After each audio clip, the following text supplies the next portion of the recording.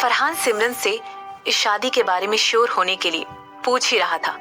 तभी सिमरन ने जवाब दिया, हाँ मैं बिल्कुल तैयार हूँ। और इसके बाद वो फरहान के इर्द गिर्द चक्कर काटते हुए नाचने लगी। क्या तुम उसे पसंद करती हो? फरहान ने सिमरन से पूछा। ऐसा पूछते वक्त सिमरन के हर मुंह पर फरहान की नजरें थी। हाँ बिल्कुल, मैं उसे पसंद करती हूँ, सिमरन ने मुस्कुराते हुए फरहान को जवाब दिया और इसके बाद डांस करने लग गई। इसके बाद फरहान ने सिमरन से आगे कुछ नहीं पूछा और खुद भी वहां बज रहे म्यूजिक पर डांस करने लगा। जैसे जैसे गाना आगे बढ़ता गया, ज्यादा से ज्यादा लोग डांस फ्लोर पर सिमरन और फरहान पर ही ध्यान देने लगे। वहां मौजूद सभी लोग उन दोनों की तारीफ करते हुए नजरों से देखने लगे। अगर उसने कभी, ऐसा बोलते हुए फरहान जानबूझकर रुक गया और सिमरन को स्पिन करने लगा। इसके बाद उसने कहा, अगर उसने कभी भी तुम्हें दुख पहुंचाने की कोशिश की, बस तुम इतना याद रखना कि मैं हमेशा तुम्हारे साथ हूँ, ठीक है? तुम्हें कभी भी किसी भी चीज या मदद की जरूरत पड़ेगी तो मैं तुम्हें वहां मौजूद मिलूंगा। मैं हमेशा इस बात को याद रखूंगी। सिमरन ने फरहान का शुक्रिया अदा करते हुए कहा। फरहान ने हमेशा ही सिमरन को एक बहन की तरह ट्रीट किया था। शायद ऐसा इसलिए था क्योंकि फरहान की भी एक बहन थी, मगर अनफॉर्चुनेटली एक हादसे में उसकी डेथ हो गई थी।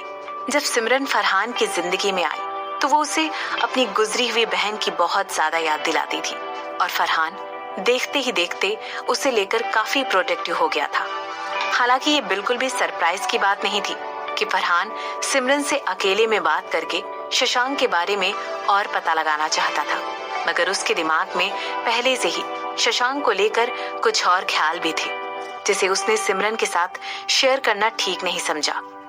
सिमरन और फरहान के डांस मूव्स एक दूसरे के साथ इतने अच्छे सिंक में बैठ रहे थे कि जो भी लोग बार डांस फ्लोर पर मौजूद थे वो सभी उन दोनों के लिए चीयर करने लग गए। उन सभी की आवाज इतनी तेज थी कि सेकंड फ्लोर के वीआईपी बूथ के लोग भी बाहर आकर ऊपर से डांस फ्लोर की तरफ देखने लगे। कौन है वो औरत? दीपक ने पूछा। दीपक हेमंत का एक बिजनेस पार्टनर था और वो हेमंत से ज्यादा बड़ा नहीं था, वो भी अपने 30 में ही था। उसने कहा, यहाँ पर रेगुलर आती है, इसे देखकर तो ऐसा नहीं लगता, दीपक ने कहा। और इसके बाद उसने एक औरत की तरफ इशारा किया। हेमंत ने तुरंत अपनी नजरें डांस फ्लोर की तरफ घुमाई और तुरंत अपने माथे पर बल लाते हुए कहा, मुझे नहीं पता, लेकिन मुझे लगता है शायद मैं इसे जानता हूँ। ये कुछ देखी देखी सी नजर आ रही है। दरअसल क्लब की लाइटिंग बहुत डिम और कलर्ड थी, शायद इसीलिए हेमंत के लिए सिमरन को पहचानना मुश्किल हो पा रहा था। क्या ये तुम्हारी पुरानी गर्लफ्रेंड में से कोई एक है? दीपक ने हेमंत का मजाक उड़ाते हुए कहा। जैसे ही दीपक ने ऐसा कहा, हेमंत के फ्रेंड के ग्रुप्स के सारे लोग उस पर हंसने लगे।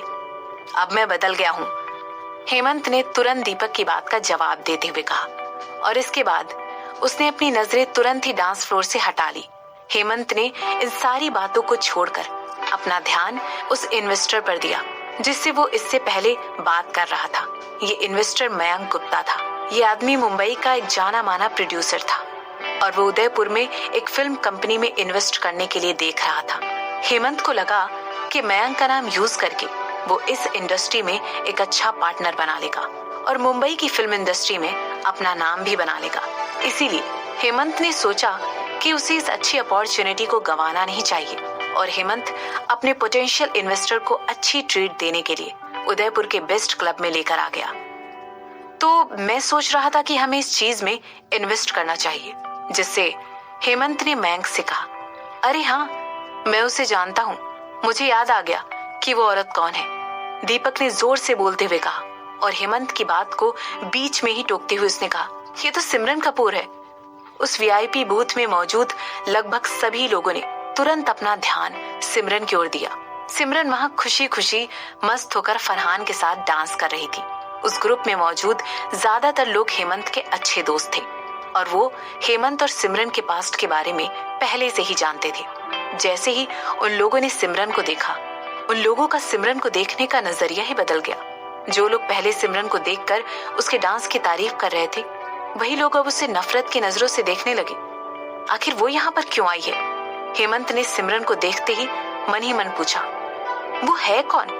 मयंक गुप्ता ने भी एक्साइटेड होकर हेमंत से पूछा। उसकी भी नजरें तब से सिमरन पर ही लगी हुई थी। उसे ऐसा लग रहा था कि उसने सिमरन को कहीं ना कहीं जरूर देखा है और वो उसे अच्छी तरह जानता भी है। कोई खास नहीं, हेमंत ने मैंग की बात का जवाब देते हुए कहा। इसके बाद हेमंत ने तुरंत अपने गार्ड्स को, उस क्लब की सिक्योरिटी को, सिमरन को वहां से बाहर निकालने के लिए कहा। आखिर उस तरह की औरत को देखना भी आंख में सुई चुभ जाने के बराबर था। इसके बाद उसने अपना पूरा ध्यान मयंक की तरफ दिया। हाँ, तो जैसा कि मैं कह रहा था, हेमंत ने अपनी बात को आगे बढ़ाते हुए कहा। माफ कीजिएगा मिस्टर हेमंत, लेकिन वो औरत भी मुंबई से ही है। मैं सही कह रहा हूँ ना? मयंक ने तुरंत हेमंत से पूछा। मयंक के पूरे चेहरे पर इस समय कहीं ना कहीं सस्पिशन के भाव नजर आ रहे थे। शायद उन्होंने फरहान और कनिका को क्लब में साथ देखकर पहचान लिया था। आखिर कनिका एक बहुत फेमस डायरेक्टर जो थी। इसके साथ ही फरहान के भी फिल्म इंडस्ट्री में अच्छे कॉन्टैक्ट थे। उसने सोचा कि शायद उसने उन दोनों को उस औरत के साथ डांस करते हुए देखा है, जिसे वहां पर मौजूद सभी लोग सिमरन कपूर के नाम से बुला रहे थे। और जहां तक उसे याद था, शायद ये वही औरत थी जिसे लंदन में सिमरन कपूर गिल के नाम से जाना जाता है। इसीलिए मयंक को लगा कि उसी के जैसे दिखने वाली औरत को उदयपुर में इस जगह पर देखना शायद एक कोइंसिडेंस ही था। लेकिन फिर अगर फरहान और फेमस डायरेक्टर कनिका अगर उस लड़की के साथ ही दिखाई दे रहे हैं, तो इस बात का सिर्फ और सिर्फ एक ही मतलब है। इसका ये मतलब है कि जिस औरत को वहां पर खड़ा हुआ ग्रुप सिमरन कपूर बुला रहा था, वो असल में और कोई नहीं बल्कि वही सिमरन कपूर गिल थी। और वो उसकी कोई हम शक्ल नहीं थी और ये कोई इत्तेफाक नहीं था। मयंक तुरंत सोचने लगा कि अगर वहां पर मौजूद लोगों को सिमरन के बारे में पता है, तो फिर वो लोग उसे इस क्लब से कैसे निकाल सकते हैं। और अगर ये लोग सिमरन को नहीं जानते हैं, तो शायद उन्हें सिमरन के रेपुटेशन के बारे में पता होना चाहिए। यस सर, उसने कहा था कि वो उदयपुर में भी काफी सालों तक रह चुकी है। अगर आपको ऐसा लग रहा है कि उसका चेहरा जाना पहचाना लग रहा है, तो हो सकता है कि आपने उसे कई सोशल फंक्शंस में या दूसरे क्लबों में देखा होगा। वो औरत बहुत ही खतरनाक है।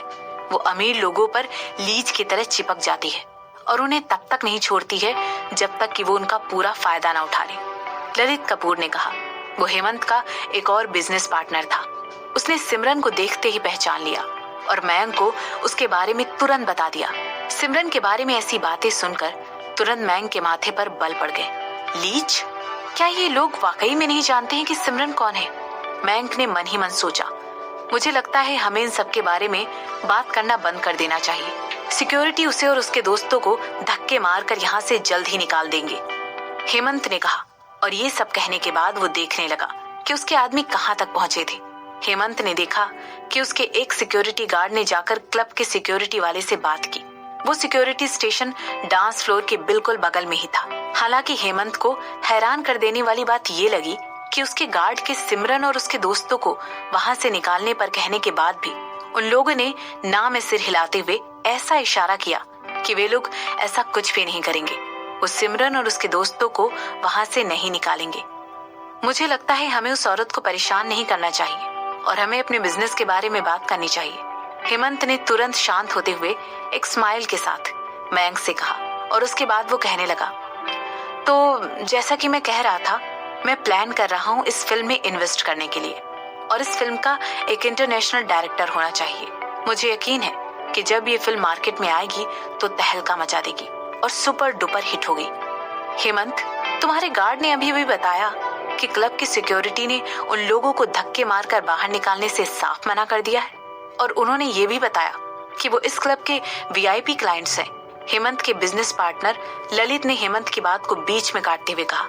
उसके ऐसा कहने से एक बार फिर हेमंत और मयंक की बातें बीच में ही अटक गई। ललित दिल से चाहता था कि सिमरन को उस क्लब से धक्के मारकर निकाल दिया जाए। उसके लिए सिमरन जैसी औरत किसी एम्बैरेसमेंट से कम नहीं थी।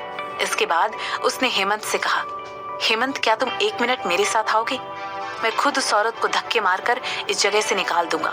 इसके बाद ललित अपनी जगह से उठकर खड़ा हो गया।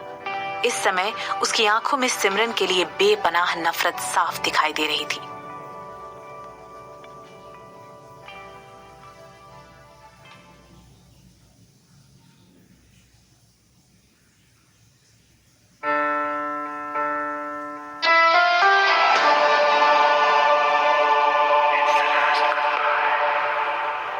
ललित की बातें सुनकर हेमंत बहुत ज्यादा शर्मिंदा हो गया।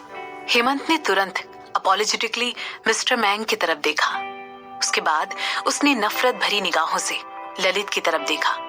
आखिर ललित हेमंत को कई बार पहले भी तो टोक टोक कर डिस्टर्ब कर चुका था। क्या ललित उन बॉडीगार्ड को पहले ही नहीं बता सकता था कि हेमंत के इम्पोर्टेंट डिस्कशन में बिजी है? लेकिन अगर ललित को कोई मुसीबत खड़ी करनी है तो वो अकेले ही इसका जिम्मा ले और उसे हेमंत को इसमें नहीं घसीटना चाहिए। जैसे ही ललित ने देखा हेमंत को सिमरन को बाहर निकालने में कोई इंटरेस्ट नहीं है, ललित ने भी अपने कंधे उचकाते हुए हेमंत को एक गुस्से वाला लुक दिया और इसके बाद तेजी से वीआईपी बूथ के बाहर निकल गया। वो कहाँ जा रहा है? मयंक ने हेमंत से पूछा।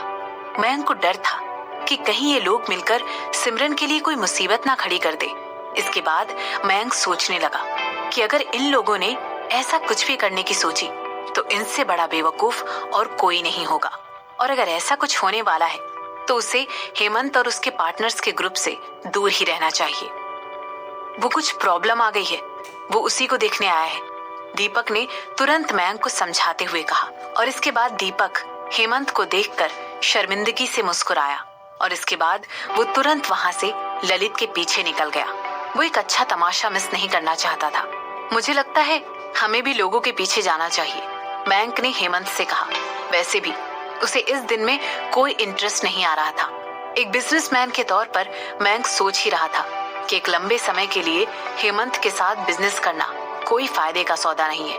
यहाँ तक कि वो सोचने लगा कि इससे अच्छा तो ये होगा कि वो सिमरन के साथ कोई अच्छी डील कर ले। आखिर सिमरन के साथ मयंक को इस समय ज्यादा फायदा दिखाई दे रहा था। सिमरन वैसे भी मुंबई में एक जानी मानी सेलिब्रिटी की तरह जानी जाती थी। उसे एनर्जी और कंस्ट्रक्शन की इंडस्ट्री में एक महारथी समझा जाता था। और सोचो अगर कभी उसने फ्यूचर में फिल्म इंडस्ट्री पर भी कब्जा जमाने का सोचा तो? अगर उसे एक मल्टी अवार्डेड डायरेक्टर का साथ मिल जाए और साथ ही उसे कोई अच्छा फैशन डिजाइनर भी मिल जाए तो सिमरन को सक्सेसफुल होने से कोई नहीं रोक सकता। यही सब सोचते हुए मयंक अपनी जगह से उठा और बाहर निकलकर देखने लगा। हेमंत को बिल्कुल भी नहीं लगा था कि मयंक हर चीज में इतना ज्यादा नाक घुसाने वाला इंसान होगा। मयंक की ये हरकत देखकर हेमंत बहुत ज्यादा इरिटेट हो गया था और ये सब कुछ हुआ था सिर्फ और सिर्फ सिमरन की वजह से। जिस तरह से मयंक हेमंत की बातों को इग्नोर कर रहा था और जिस तरह से उसने बात आगे बढ़ाने की बजाय हेमंत को बीच में ही रोक दिया था, उससे हेमंत को साफ पता चल रहा था कि मैं आप उसकी बातों में इंटरेस्टेड नहीं है। और ये बात उसने बहुत पहले ही नोटिस कर ली थी। ये सब देखकर हेमंत ने इसका पूरा इल्जाम बिना सोचे समझे सिमरन पर लगा दिया और उसे ये सब देखकर और सोचकर बहुत ज्यादा गुस्सा आ रहा था। हेमंत से उस वीआईपी बूथ में रुका ही नहीं जा रहा था और वो भागा भागा मयंक के पीछे पीछे चला गया। उस समय भी उसके दिमाग में एक ही ख्याल आ रहा था और वो था सिमरन को उस क्लब से बाहर निकालना। क्लब में हो रहे इस अफरा तफरी के बारे में सिमरन को कुछ भी नहीं पता था। वो इस बात से बिल्कुल अनजान थी कि कई लोग उसे वहां से निकालने के पीछे पड़े हुए हैं। सिमरन कनिका और फरहान के साथ अपना डांस एंजॉय करने में मगन थी। यहाँ तक कि शिफाली और सिमरन की कंपनी के डायरेक्टर्स ने भी उन्हें ज्वाइन कर लिया था। सब वहां मिलकर मजे कर रहे थे। सिमरन ने सोच लिया था कि वो आज की रात पूरी तरह से एंजॉय करेगी, क्योंकि इस तरह की गैदरिंग रोज रोज नहीं होती है। जैसा कि कुछ लोगों को लगता है कि शादी के बाद उनकी सारी इंडिपेंडेंस खत्म हो जाती है, सिमरन इसके बिल्कुल उलट सोचती थी। उसे लग रहा था कि शशांक के साथ शादी करके उसके साथ ऐसा कभी नहीं होगा। जब दो लोग शादी करते हैं तो उन दोनों को ही अपनी लाइफ में कुछ बदलाव लाने पड़ते हैं। उन दोनों लोगों को अपनी लाइफ में एक दूसरे के लिए कुछ एडजस्टमेंट करने पड़ते हैं और सिमरन ऐसा करने के लिए पूरी तरह तैयार थी। जैसा कि सिमरन ने सोच लिया था कि अब वो उदयपुर में ही रहेगी और वहीं से अपना सारा काम संभालेगी, क्योंकि शादी के बाद उसका नया घर उदयपुर ही था। इसका ये मतलब भी था कि अब वो फ्रिक्वेंटली या जब चाहे, क्योंकि शादी के बाद उसका नया घर उदयपुर ही था, इसका ये मतलब भी था कि अब वो फ्रिक्वेंटली या जब चाहे वो कनिका और फरहान को देख और मिल नहीं सकती थी। मुझे नहीं लगता कि तुम्हारे जैसे किसी को इस जगह पर रहना चाहिए। जैसे ही सिमरन ने वो आवाज सुनी, वो तुरंत पीछे पलटी और क्यूरियोसिटी के साथ देखने लगी कि आखिर उसे प्रोवोक करने वाले शब्द कहे भी तो किसने। जब सिमरन पीछे पलटी तो उसने देखा एक आदमी उसे गुस्से से घूर रहा है। हालांकि इस समय जो इंसान सिमरन के सामने खड़ा था वो गुड लुकिंग तो था, लेकिन वो पतला और काफी कमजोर दिख रहा था, और उसने जो महंगा टक्सीडो पहना था वो उस आदमी पर कुछ खास जस्टिस नहीं किया था। जैसे ही उस आदमी ने देखा कि सिमरन ने उसे कुछ खास रिस्पॉन्स नहीं किया है और ना ही उसकी बात पर ध्यान दिया है, उस आदमी ने चिल्लाते हुए कहा, मैंने कहा तुम यहाँ रहने के लायक नहीं हो। इस बात ने एकदम से सबकी तरफ अपना ध्यान आकर्षित कर लिया और सभी लोग उस आदमी की तरफ देखने लगे। यहाँ तक कि सिमरन की कंपनी में काम करने वाले लोग भी मुड़कर मौके का जायजा लेने लगे। आई एम सॉरी, लेकिन क्या आप मुझसे बात कर रहे हैं? सिमरन ने पूछा। ऐसा पूछते वक्त सिमरन के चेहरे पर कंफ्यूजन साफ झलक रहा था कि वो आदमी कुछ देखा पहचाना सा लग रहा था। शायद सिमरन उसे जानती भी थी, मगर उसे याद नहीं आ रहा था आखिर वो आदमी है कौन। बहुत सालों से सिमरन कई लोगों से बिजनेस के सिलसिले में मिली है और उनके साथ इंटरैक्ट भी किया है, इसीलिए ये पॉसिबल था कि शक्ल देखकर वो आदमी को पहचान तो सकती थी, लेकिन उसे हर इंसान का नाम याद नहीं रहता था। यहाँ तक कि अगर वो आदमी कोई ऐसा नहीं था जिसे सिमरन बिजनेस के सिलसिले में मिली हो, तब भी वो कोई ऐसा था जो सिमरन के पास्ट से ताल्लुक रखता था। लेकिन सिमरन के लिए ऐसी किन्हीं भी यादों को रिकलेक्ट करना भी बेहद मुश्किल था, क्योंकि जब तक वो कपूर खानदान में रही तब तक वो दूसरों से कट कर अपने अपने में ही रहती थी। उसे हमेशा दूसरे लोगों से अलग ही रखा जाता था। ऑफ कोर्स मैं तुम्हारी ही बात कर रहा हूँ। क्या तुम्हें यहाँ पर अपने अलावा कोई और घटिया इंसान नजर आ रहा है? ललित ने अपने मन की बात सबके सामने सिमरन से कही। तुम्हारे कहने का मतलब है तुम्हारे अलावा? सिमरन ने अपनी एक आईब्रो उठाते हुए अपने सर को लेफ्ट से राइट घुमाते हुए पूछा। उसके बाद उसने अपना सर हिलाते हुए कहा, नहीं, कोई भी नहीं। तुम ऐसा प्रिटेंड करना बंद करो जैसे कि तुम मुझे जानती ही नहीं हो, ललित ने कहा। इसके बाद उसने कहा, वैसे भी ये कोई ऐसी जगह नहीं है जहाँ तुम कभी भी मुंह उठाकर चली आओ। यहाँ से तुरंत निकलो, वरना मैं सिक्योरिटी को बुलाकर तुम्हें और तुम्हारे दोस्तों को धक्के मार कर यहाँ से बाहर करवा दूंगा। क्या यहाँ पर कोई प्रॉब्लम है? फरहान ने तुरंत पूछा और जाकर सिमरन के सामने खड़ा हो गया। ऐसा लग रहा था जैसे फरहान उस आदमी की बदतमीजी से सिमरन को प्रोटेक्ट करने के लिए उसकी ढाल बनकर खड़ा हुआ है। इसके बाद फरहान ने कहा, हम लोग तुम्हें नहीं जानते हैं और जो भी तुम इस समय कर रहे हो उसे हरासमेंट कहते हैं। मुझे लगता है तुम्हें नहीं बल्कि हमें सिक्योरिटी को बुलवाना चाहिए और तुम्हें यहाँ से बाहर फेंक देना चाहिए। This is none of your business, Lalit ने तेज आवाज में कहा और इसके बाद फरहान को घूरते हुए देखने लगा। इसके बाद उसने सिमरन की तरफ उंगली उठाकर पॉइंट करते हुए कहा, तुम तुरंत यहाँ से बाहर निकलो। फरहान ललित से दोबारा बहस करने के लिए डट गया था, लेकिन तभी सिमरन ने उसका हाथ पकड़कर उसे ऐसा करने से रोक लिया। सिमरन ने धीरे से अपना सिर हिलाते हुए फरहान को चुप रहने का इशारा किया। इसके बाद सिमरन ने उसे आंखों से इशारा करते हुए सीढ़ियों की तरफ देखने के लिए कहा, और जो फरहान ने उस समय वहां देखा उसे देखकर वो और ज्यादा इरिटेट हो गया।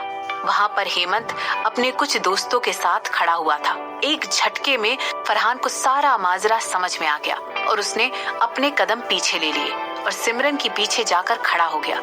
ऐसा लग रहा था कि मानो वो मुस्कुराती हुई सिमरन को हेमंत को दिखाना चाह रहा हो। लगता है यहाँ एक शानदार सीन होने वाला है, फरहान ने मन ही मन कहा। मुझे नहीं लगता है कि हम पहले भी मिल चुके हैं, सिमरन ने अपने आवाज बदलते हुए ब्रिटिश एक्सेंट में कहा। उसका ब्रिटिश एक्सेंट सुनने के बाद ललित बहुत ज्यादा सरप्राइज हो गया और उसे समझ नहीं आ रहा था कि अचानक से सिमरन को क्या हो गया था। इसके बाद सिमरन ने कहा, आर यू श्योर कि तुम सही इंसान से बात कर रहे हो? ललित सिमरन की तरफ घूर कर देखने लग गया। उसके चेहरे पर इस समय कंफ्यूजन साफ दिखाई दे रहा था। वो सोचने लगा, क्या ये वाकई में सिमरन कपूर है? अब जबकि वो अपने सामने खड़ी औरत को ध्यान से देख रहा था तो उसे एकदम से रियलाइज हुआ कि जो औरत उसके सामने इस समय खड़ी हुई थी वो उस सिमरन से काफी अलग दिखाई दे रही थी जिसे वो जानता था। जो कॉन्फिडेंस और अथॉरिटी इस औरत से फूट फूट कर आ रहा था उसे अनदेखा करना पॉसिबल नहीं था। और जहां तक ललित को याद था, ये दोनों ही चीजें सिमरन के अंदर कभी भी नहीं थी। सिमरन कपूर, तुम मेरी मीटिंग को डिस्टर्ब कर रही हो, तुरंत यहाँ से चली जाओ। हेमंत ने ठंडे स्वभाव के साथ कहा। वो सिमरन के सामने जाकर खड़ा हो गया और धाक जमाकर उसे वहां से जाने के लिए कहने लगा। उसके साथ मयंक और उसके दूसरे दोस्त भी खड़े हुए थे, जो कि हेमंत को बाहर आता देख उसके पीछे पीछे वीआईपी बूथ के बाहर आ गए थे। हालांकि हेमंत की इस धमकी का सिमरन पर कोई खास असर नहीं हुआ। वो वहां खड़ी होकर बिना कुछ बोले बस उसे घूरे जा रही थी। सिमरन के चेहरे पर इस समय कंफ्यूजन साफ दिखाई दे रहा था। ऐसा लग रहा था कि मानो जो इंसान इस समय उसके सामने खड़े होकर उससे बातें कर रहा था वो उसे भी नहीं जानती है। इसके बाद वो फरहान की तरफ मुड़ी और उससे पूछने लगी, क्या तुम इन लोगों को जानते हो? जैसे ही सिमरन ने ऐसा कहा, हेमंत के चेहरे पर भी सरप्राइज के भाव साफ नजर आने लगे। ब्रिटिश? आखिर सिमरन कपूर इतनी अच्छी इंग्लिश कब से बोलने लग गई? इसके बाद हेमंत सिमरन के आसपास खड़े लोगों को देखने लगा। ऐसा लग रहा था कि वो सबको ऊपर से नीचे तक आंखों ही आंखों में स्कैन कर रहा है। और उन सभी को देखकर वो काफी कंफ्यूज हो गया। उसने तुरंत रियलाइज किया कि वो उनमें से किसी को भी नहीं जानता था और उनमें से कुछ लोग तो फॉरेनर्स नजर आ रहे थे। नहीं, फरहान ने अपना सिर हिलाते हुए कहा, क्या मैं सिक्योरिटी को बुलवाकर इन लोगों को यहां से बाहर फिकवा दूं? तुम ऐसा कर सकते हो, सिमरन ने शांति से कहा। इसके बाद उसने कहा, मुझे लगता है कि शायद ये लोग शराबियों का एक ग्रुप है जो कि खुद अपने लिए मुसीबत को बुलावा दे रहे हैं।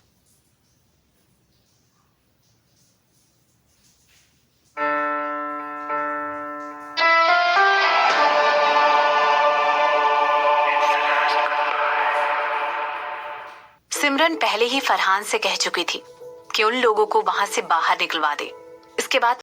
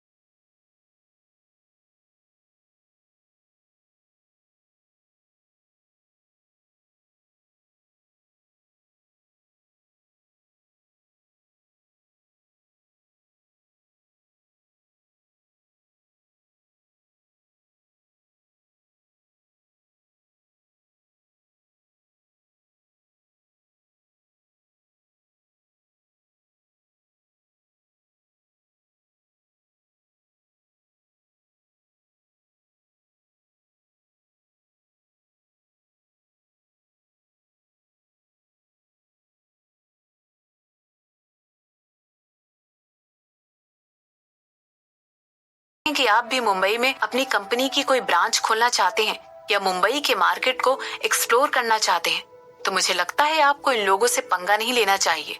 इन लोगों को ऑफेंड करने का मतलब है खुद अपने हाथों से अपने बिजनेस का गला घोंट देना। मयंक ने ये सब बहुत ही धीरे से हेमंत से कहा, लेकिन उसकी आवाज इतनी क्लियर थी कि हेमंत और उसके पूरे ग्रुप को उसकी बात सुनाई दे गई। मयंक की ये बात सुनकर उन सभी के चेहरों पर एक शर्मिंदगी का भाव आ गया। ये है मिस्टर फरहान, गीतांजलि ज्वेलर्स के मालिक, और ये है मिस कनिका। मुझे यकीन है कि इनके बारे में तो आपने ऑलरेडी बहुत सुन रखा होगा, क्योंकि आप दोनों ही फिल्म इंडस्ट्री से आते हैं। मयंक ने फरहान और कनिका को इंट्रोड्यूस करते हुए कहा। इसके बाद मयंक ने जानबूझकर थोड़ी देर की चुप्पी ली और उसके बाद सिमरन की तरफ ऐसे देखने लगा जैसे उससे किसी तरह की परमिशन ले रहा हो। जैसे ही मयंक ने देखा कि सिमरन ने उससे अपना सिर हिलाकर खुद को इंट्रोड्यूस करने की हामी भर दी है, उसने तुरंत कहा, और ये है miss Simran Gill Kapoor, Gill group of industries की मालकिन। ये कंपनी एक इंटरनेशनल कंपनी है जिसकी जड़ें लंदन में है। जैसे ही हेमंत ने सिमरन का नाम सुना, वो कंफ्यूज होते हुए खुद से बोलने लगा, सिमरन गिल कपूर? आखिर ये कौन है? एक्सक्यूज मी मिस गिल, क्या मैं आपसे अकेले में बात कर सकता हूँ? हेमंत ने तुरंत अपनी इरिटेशन को दबाते हुए सिमरन से पूछा। मुझे नहीं लगता है कि हम दोनों एक दूसरे को इतनी अच्छी तरह जानते हैं कि हमें अकेले में बात कर सके। क्या हम एक दूसरे को जानते हैं? सिमरन ने तुरंत हेमंत की बात का जवाब देते हुए कहा, और इसके बाद वो इस तरह मुस्कुराने लगी जैसे उसे कुछ करने के लिए प्रोवोक कर रही हो। ऐसा लग रहा था कि मानो सिमरन हेमंत को इस सिचुएशन के बारे में कुछ करने के लिए चैलेंज कर रही थी। अचानक से हेमंत को चीजें और साफ तरीके से दिखाई देने लग गई। अभी हेमंत को समझ आ गया था कि जिस औरत से वो बात कर रहा था वो सिमरन ही थी, लेकिन उसे अभी भी समझ में नहीं आ रहा था कि अचानक से वो सिमरन गिल कपूर कैसे बन गई। तो क्या यही वजह थी कि उसके सेक्रेटरी को सिमरन के बारे में कोई भी इंफॉर्मेशन नहीं मिली थी? तो क्या ऐसा इसलिए था कि सिमरन ने अपना नाम बदल लिया था? तो क्या इतने समय से सिमरन उसके अपने शहर में थी और उसे इस बात की खबर भी नहीं थी? ये सब देखकर हेमंत के दोस्त भी काफी कंफ्यूज हो गए थे। उन्हें समझ ही नहीं आ रहा था कि उनके सामने अचानक से सारी बात कैसे पलट गई। देखने से तो ये समझ में आ रहा था कि मिस्टर मयंक इन लोगों की बहुत रिस्पेक्ट करते थे, लेकिन ऐसा कैसे हो सकता है? इम्पॉसिबल। तो क्या सिमरन कपूर नाम की कोई भी औरत थी ही नहीं? आखिर सिमरन वो औरत कब से बन गई जिसे पूरे मुंबई के जाने माने लोग रिस्पेक्ट देने लगे? हेमंत के दोस्तों में से एक ने तुरंत अपना फोन निकाला और सिमरन गिल कपूर सर्च करने लगा। अगर वो वाकई में मुंबई में एक इम्पोर्टेंट हस्ती थी तो उसके बारे में इंटरनेट पर कोई ना कोई इन्फॉर्मेशन जरूर मिलनी चाहिए, है ना? मुझे सच में लगता है कि हमें अकेले में बात करनी चाहिए, हेमंत ने फिर से कोशिश करते हुए सिमरन से कहा। ऐसा करते हुए हेमंत बिल्कुल उस नाग की तरह लग रहा था जो सिमरन को किसी भी वक्त डसने के लिए तैयार बैठा था।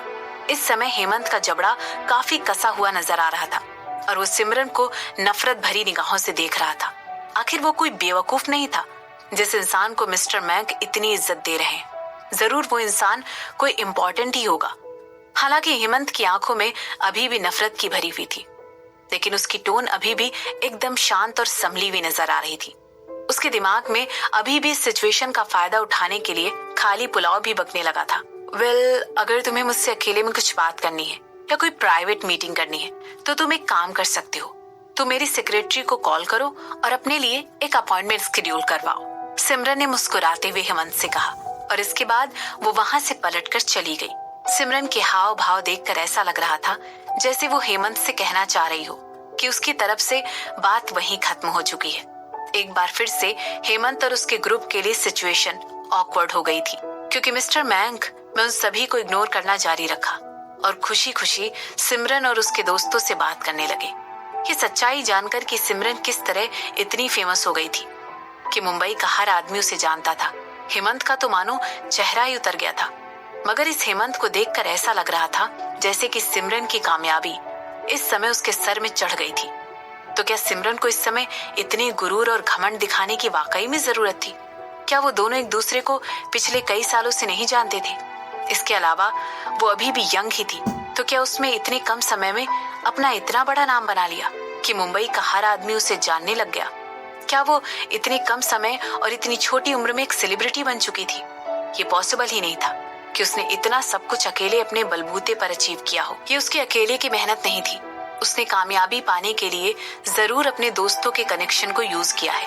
हालांकि ये जो भी थ्योरी या यूं कहें खिचड़ी इस समय हेमंत के दिमाग में पक रही थी, वो एक पल में धूल में मिल गई। और ऐसा तब हुआ जब हेमंत के दोस्त ने अपने फोन पर सिमरन गिल कपूर के बारे में इंटरनेट पर भी हुई इंफॉर्मेशन उसे दिखाई। जैसे जैसे हेमंत और उसके दोस्तों ने दी हुई जानकारी को पढ़ना शुरू किया, उनके चेहरे के एक्सप्रेशन सरप्राइज से चेंज होकर डर में बदल गए। मिस्टर मैंक ने जो कुछ भी सिमरन गिल कपूर के बारे में कहा था वो सब सच था। वो कोई ऐसी औरत नहीं थी जिससे पंगा लेना या जिसको ऑफेंड करना वो सभी अफोर्ड कर सकते थे। ये सब पढ़कर उन सभी को इतनी एम्बेरसमेंट हुई कि वो सब वहां खड़े होकर यही सोचने लगे कि धरती फट जाए और सीता मैया की तरह वो सारे उसमें समा जाए। इसके अलावा डराने वाली एक और बात थी, सिमरन और उसका ग्रुप उन लोगों को कंटिन्यूअसली इग्नोर कर रहा था। जब सिमरन और उसके ग्रुप ने डिसाइड किया कि अब उन्हें अपने वीआईपी बूथ से वापस जाना चाहिए, तब उन लोगों ने हेमंत और उसके ग्रुप को इनवाइट करना जरूरी भी नहीं समझा और ना ही एक बार भी उन्हें बुलाने का इशारा किया। यहाँ तक कि उन्होंने एक बार भी उन लोगों की तरफ पलटकर देखा तक नहीं। ऐसा लग रहा था कि वहां पर मौजूद वो लोग सिर्फ एक कूड़े का ढेर है। और जाहिर सी बात है, ये सब देखकर हेमंत और उसके बिजनेस पार्टनर्स आग बबूला हो गए। आखिर वो लोग इतनी बड़ी इंसल्ट कैसे झेल सकते थे? अभी कुछ देर पहले ही वो इस जगह पर बड़ी शान से अपना सर ऊंचा करके आए थे। उन्होंने जगह पर आते ही अपना कब्जा जमा लिया था, लेकिन उन्होंने कभी सपने में भी ऐसा नहीं सोचा था कि बाजी इस तरह पलट जाएगी और उनके खुद के इनवाइट किए हुए गेस्ट भी उन्हें इग्नोर करने लगेंगे। ये बड़े ईगो वाले आदमी अपनी इस बेइज्जती को बर्दाश्त नहीं कर पाए। हेमंत और उसके ग्रुप में आंखों ही आंखों में एक दूसरे से बात की और सिमरन को फॉलो करने लगे। क्या ये वही सिमरन नहीं थी जिसे हेमंत ने दूध में से मक्खी की तरह निकालकर बाहर फेंक दिया था? क्या ये वही सिमरन नहीं थी जिसे हेमंत ने एक मामूली सा कारपेट समझकर अपनी जिंदगी के बाहर कर दिया था? क्या ये औरत किसी यूज की हुई जूते की तरह नहीं थी? उसकी हिम्मत भी कैसे हुई कि उसने हेमंत को इग्नोर किया और ऐसे बनने लगी जैसे वो स्टेटस में हेमंत से बहुत बड़ी और ऊंची है। सिमरन का कोई हक नहीं है कि वो हेमंत को इस तरह से डिसरिस्पेक्ट कर सके। वो अपनी औकात से बड़े सपने देखने लगी है। ये सारे ख्याल हेमंत और उसके दोस्तों के दिमाग में चल रहे थे।